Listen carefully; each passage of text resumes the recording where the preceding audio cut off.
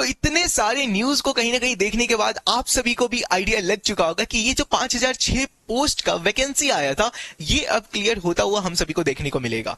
जैसे कि कल का ये न्यूज का आना और इसके बाद में आज सुबह ही ये ऑफिशियल पेज पर ऐसे नीतीश कुमार का ये पोस्ट का आना और उसमें भी 5006 एएनएम की नियुक्ति का जिक्र होना, ये एक बहुत बड़ा संकेत है कि एएनएम का ये जो 5006 पदों का वैकेंसी था ये फाइनली क्लियर होता हुआ मुझे देखने को मिलेगा जनवरी के एंड तक।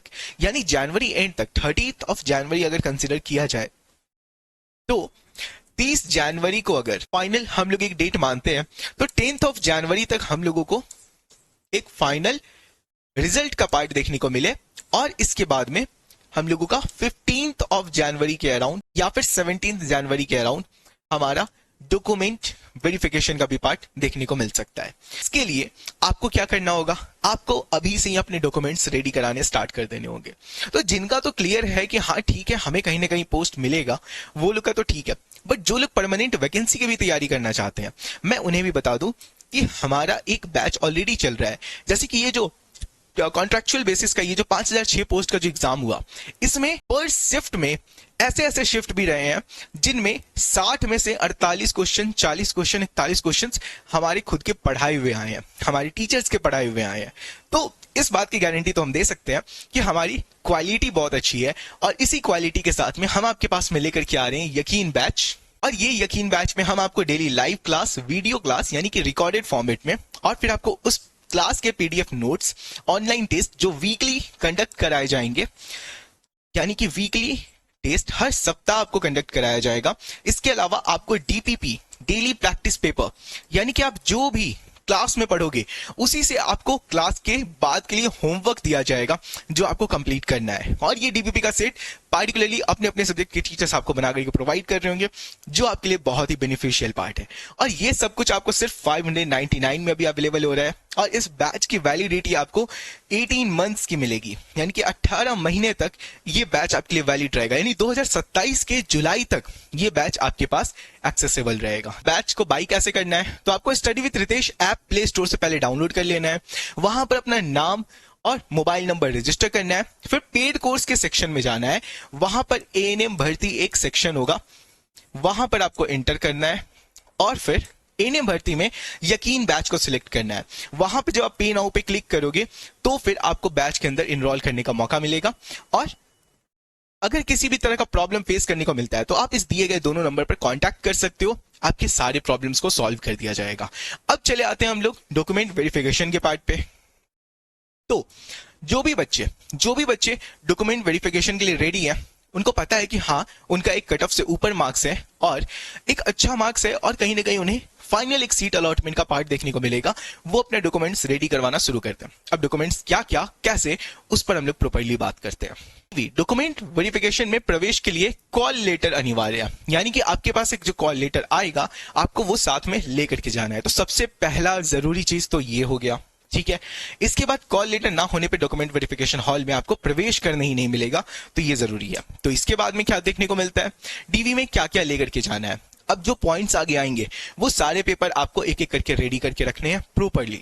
तो सभी ओरिजिनल डॉक्यूमेंट्स आपको लेकर के जाने हैं, जितने भी आपके जो भी अभी सर्टिफिकेट्स होंगे उन सब के ओरिजिनल डॉक्यूमेंट्स आपको साथ में रखने हैं और इसके साथ में उसके दो कॉपीज आपको साथ में रखने हैं। सभी दस्तावेजों के 2 सेल्फ अटेस्टेड फोटोकॉपीज, यानी कि हर प्रमाण पत्र के 2 प्रतियां यानी फोटोकॉपी आपको अपने साथ रखना है और हस्ताक्षर के साथ होना चाहिए, ठीक है। आपका सिग्नेचर होना चाहिए, यानी कि एक ओरिजिनल फोटोकॉपी और उस ओरिजिनल फोटोकॉपी के उस ओरिजिनल पेपर के 2 फोटोकॉपी, ठीक है। और ऑनलाइन एप्लीकेशन फॉर्म जो आपने अप्लाई जब करा था फॉर्म के लिए तो वो एप्लीकेशन फॉर्म आपको एट द एंड दिया हुआ होगा, उसका एक डाउनलोडेड कॉपी का प्रिंट आपको लेकर के जाना है, ठीक है। इसके बाद में कौन कौन से दस्तावेज आवश्यक है, तो उसमें आपका मैट्रिक का प्रमाण पत्र यानी कि 10th का सर्टिफिकेट लेकर के जाना है, ठीक है, जिसमें आपका डेट ऑफ बर्थ का वेरिफिकेशन के लिए जरूरी है, ठीक है। और इसमें आपका मार्कशीट और सर्टिफिकेट दोनों मान्य है, ठीक है, दोनों ही चलेगा क्योंकि डेट ऑफ बर्थ दोनों पे ही रहता है। नेक्स्ट है आपका रेसिडेंशियल सर्टिफिकेट यानी कि निवास प्रमाण पत्र। इससे आपका ये पता चलेगा कि आप बिहार के स्थायी निवासी हैं, ठीक है। इसके बाद फिर नेक्स्ट डॉक्यूमेंट आपको क्या लेना है, तो फोटो युक्त पहचान पत्र, यानी कि फोटो आईडी प्रूफ आपको लेना है, जिसमें आपका Aadhaar card, voter ID, passport, driving licence, इन सब में से कोई भी हो सकता है। लेकिन अगर दो भी है तो आप लेकर के जाओ, आपका सेफ्टी का एक सेफ जोन बना हुआ रहना चाहिए, ठीक है। और इसका उपयोग आपकी पहचान यानी आपको वेरीफाई करने के लिए किया जाता है, ठीक है। नेक्स्ट है आपका शैक्षणिक योग्यता संबंधी प्रमाण पत्र, यानी कि एएनएम का उत्तीर्णता, एएनएम कॉलेज से जो आप पास आउट हुए हो उसका जो रिजल्ट का पार्ट है वो लेकर के आपको जाना है, ठीक है। और यह क्या दर्शाता है कि आप जीएनएम, यानी कि जीएनएम का नहीं, यहां पर तो एएनएम होगा, एएनएम कोर्स पास कर लिया है और प्रोविजनल भी यहां पर आपका मान्य होगा। एएनएम के सभी वर्षों के अंक पत्रिका, यानी कि जो मार्कशीट है आपके फर्स्ट ईयर के और सेकेंड ईयर के, वो भी आपको साथ में लेकर के जाना है, ठीक है। सभी मार्कशीट दिखाना जरूरी है, तो साथ में लेकर के जाइएगा। और इन सब के फोटोकॉपी आपको रखने हैं जरूरी, कितने, 2-2 फोटोकॉपी, ये ध्यान में रखिएगा। फिर पंजीयन संबंधित प्रमाण पत्र, रजिस्ट्रेशन सर्टिफिकेट, बीएनआरसी यानी कि बिहार नर्स रजिस्ट्रेशन काउंसिल का रजिस्ट्रेशन सर्टिफिकेट डॉक्यूमेंट वेरिफिकेशन भी महत्वपूर्ण होता है।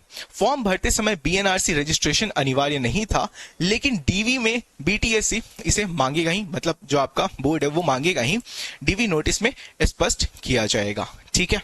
नोटिस आएगा उसमें और भी ज्यादा क्लैरिफिकेशन के साथ में मेंशन रहेगा, तो जब नोटिस आएगा उस टाइम पर भी एक पार्टिकुलर अलग से वीडियो बना करके आपको डिटेल में समझाया जाएगा, ठीक है।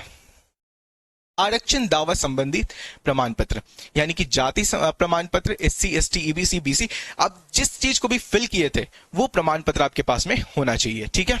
अब यहां पर जिन अभ्यर्थियों ने आरक्षण यानी कि बढ़ा था, दावा किया था, उनके लिए आवश्यक है कि वो प्रमाण पत्र को अपने साथ लेकर के जाएं, ठीक है। नेक्स्ट है दिव्यांगता प्रमाण पत्र, पीएच सर्टिफिकेट, केवल पीएच का दावा करने वाले अभ्यर्थियों के लिए है, जो पीएच के लिए दिव्यांगता के लिए दावा किए थे उन्हें पीएच सर्टिफिकेट पे लेकर के जाना है। अब स्वतंत्रता सेनानी आश्रित प्रमाण पत्र, तो जिन्होंने इसके लिए दावा किया था उसे फिर स्वतंत्रता सेनानी प्रमाण पत्र भी लेकर के जाना है, ठीक है। यानी कि फ्रीडम फाइटर कोटा से अगर आते हैं तो उनके लिए ये मान्य है। नेक्स्ट है ऑनलाइन फॉर्म की प्रति, यानी कि जो एप्लीकेशन फॉर्म है, मैंने स्टार्टिंग में ही बताया एप्लीकेशन फॉर्म है, उसका फोटोकॉपी आपको लेकर के जाना है, ठीक है। और फिर जो ऑनलाइन फॉर्म में अपलोड किए गए फोटोग्राफ थे, यानी कि आपकी जो फोटो थी उसकी 5 प्रतियां, यानी कि उसके 5 फोटो आपको साथ में लेकर के जाने हैं, पासपोर्ट साइज, ठीक है। नेक्स्ट क्या है, रिजर्व्ड एससी या एसटी कैटेगरी से हो तो आपको फिर, अगर आपने आरक्षित पद एससी या एसटी में दावा किया था तो डीवी के समय अपने स्थायी निवास यानी कि डोमिसाइल के मतलब डोमिसाइल यानी क्षेत्र के राज्य सरकार के सक्षम अधिकारी द्वारा जारी किया हुआ प्रमाण पत्र लेकर के जाना है। उसमें आपका कास्ट सर्टिफिकेट यानी कि जाति प्रमाण पत्र, डोमिसाइल तो आपको लेकर के जाना ही है, फिर जाति प्रमाण पत्र, जो स्थायी निवासी प्रमाण पत्र रेसिडेंशियल डोमिसाइल सर्टिफिकेशन है वो भी जमा करना है, ठीक है। मूल सत्यापन कराना होगा वरना आरक्षण का लाभ नहीं मिलेगा। तो ऑब्वियस बात है कास्ट सर्टिफिकेट, डोमिसाइल और फिर आपका वो रेसिडेंशियल सर्टिफिकेट जो मैंने आपको पहले ही बताया वो भी लेकर के जाना पड़ेगा।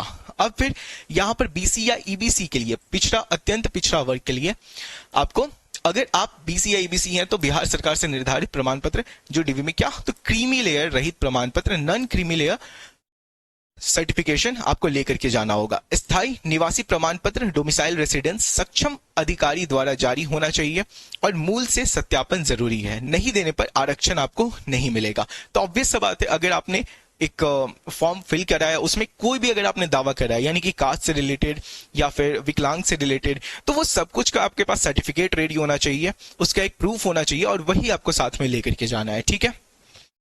अब आगे तो डीवी की तय तारीख पाली में आना अनिवार्य है, जो आपको डेट और जो शिफ्ट मिलेगा आपको उसी शिफ्ट में आना है, ठीक है, और उसी डेट पर आना है। वो जब जारी होगा तो वो आपको बता दिया जाएगा, ठीक है, तो उसके लिए परेशान नहीं होना है। तो उसी डीवी में आना जरूरी है, उसी के लिए डीवी के लिए आना जरूरी है। नेक्स्ट हम लोग चलते हैं सभी प्रमाण पत्र यानी कि ओरिजिनल में दिखाना जरूरी है। जो भी आप वहां पर ये सारे सर्टिफिकेट्स को लेकर के जाओगे उन सबको ओरिजिनल पहले दिखाना जरूरी है, उसके बाद फिर उसका बाकी का जो फोटोकॉपी रहेगा उसको वो लोग जमा कर लेंगे, ठीक है। तो इसका ओरिजिनल कॉपी अपने साथ जरूर रखना है, ओके। आवेदन में जिन जिन प्रमाण पत्रों का उल्लेख किया गया है उन्हें डीवी के समय ओरिजिनल यानी मूल यानी कि ओरिजिनल रूप में प्रस्तुत करना अनिवार्य है। अगर कोई प्रमाण पत्र नहीं दिखाया या अधूरा हुआ तो अलग से नया प्रमाण पत्र बाद में स्वीकार नहीं किया जाएगा। इस बात का भी ध्यान रखना है, ठीक है। नेक्स्ट है, नियम न मानने पर निर्णय आयोग का होगा। अगर आप कोई भी ऐसा डॉक्यूमेंट सही तरीके से नहीं लेकर के जाते हो, उसके बाद का जो निर्णय होगा वो आयोग तय करेगा। वो फिर हमारे या आपके पास में या फिर कहीं पर भी कुछ क्लेम करने से कोई भी सुधार नहीं किया जा सकता है, ठीक है। जो अभ्यर्थी निर्देशों का पालन नहीं करेंगे उनकी अर्हता या पात्रता पर अंतिम निर्णय लेने का अधिकार आयोग के पास रहेगा, ठीक है। नेक्स्ट है, गलती या त्रुटि मिलने पर अभ्यर्थी रद्द हो सकते हैं। यदि किसी भी प्रकार की गलत जानकारी या त्रुटि या फर्जीवाड़ा पाया गया तो संबंधित उम्मीदवार की अभ्यर्थी यानी कि कैंडिडेचर रद्द की जा सकती है। यानी कि आप आगे से कभी भी किसी दूसरे A&M भर्ती एग्जाम में आप नहीं बैठ पाएंगे, आपका एग्जामिनेशन और आपका सर्टिफिकेशन सब रद्द कर दिया जाएगा, ठीक है। नेक्स्ट पॉइंट है, डीवी के लिए बुलाना फाइनल सिलेक्शन नहीं होता है। इस बात को जरूर मान ले कि आपका जो डॉक्यूमेंट वेरिफिकेशन है, जो डीवी का पार्ट है, ये आपका एक फाइनल सिलेक्शन को शो नहीं करता है। अगर आपको बुलाया गया इसका ये मतलब बिल्कुल भी नहीं है कि आपका फाइनल सिलेक्शन हो चुका है, क्योंकि डीवी के बुलाने का मतलब ये होता है कि आपके सारे डॉक्यूमेंट्स को चेक किया जाएगा, वेरीफाई किया जाएगा, उसके बाद एक निर्णय पे पहुंचा जाएगा कि आप एलिजिबल हो या नहीं हो। क्योंकि आपने जो भी वादा किया था, कि आपने दावा किया था कि आपका ये सर्टिफिकेशन है, आप इस कास्ट से, इस कैटेगरी से बिलोंग करते हो, अगर वो सही रूप में नहीं पाया गया तो आपको कैंसिल किया जा सकता है, ठीक है। ओके, डीवी के लिए बुलाया जाना केवल एक फॉर्मल प्रक्रिया है। डीवी में शामिल होने से आपकी उम्मीदवारी चयन की पक्की नहीं होती है। डीवी के समय या बाद में आयोग को आपकी पात्रता पर निर्णय लेने का अधिकार सुरक्षित रहेगा और डीवी स्थल पर सिर्फ उसी अभ्यर्थी को प्रवेश मिलेगा जिसके पास रजिस्ट्रेशन नंबर या कॉल लेटर से संबंधित मान्य एंट्री होगी।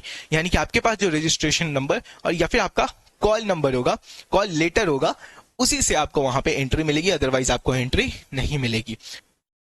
आयोग इस भर्ती से जुड़ी सूचना समय समय पर अपनी अधिकृत वेबसाइट पर प्रकाशित करेगा। उम्मीदवार को सलाह है कि वेबसाइट नियमित चेक करें। अलग से व्यक्तिगत सूचना देना या ना देना, इस पर आयोग की स्वतंत्रता रहेगा।